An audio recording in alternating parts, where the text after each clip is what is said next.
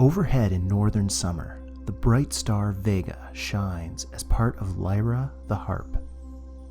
Vega is part of the Summer Triangle, an asterism made with the other bright stars Deneb and Altair. Vega is the fifth brightest star in the sky and second brightest in the northern hemisphere.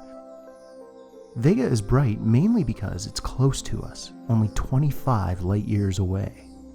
This also means that as we fly out to Vega, we don't see a lot of change in the rest of the night sky.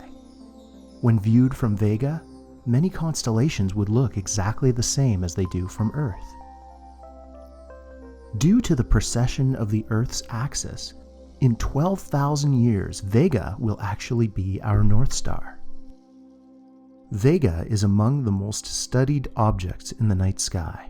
It serves as the 0 point for the magnitude brightness scale, and it was the second star ever photographed after the Sun. Vega is about twice the size of the Sun, and twice as heavy, giving it a hotter surface and a bluish-white appearance. This also means that it will burn through its fuel faster, and so Vega is expected to live only 1/10 as long as our Sun, about 500 million years. But the most interesting thing about Vega isn't something we can see from far away. We need to get closer. Vega is spinning at over 200 kilometers per second, so fast that it's flattened out into an oblate spheroid shape. Vega is still being studied and may have a hidden cloud of rocky objects orbiting it. Maybe someday we will find planets here.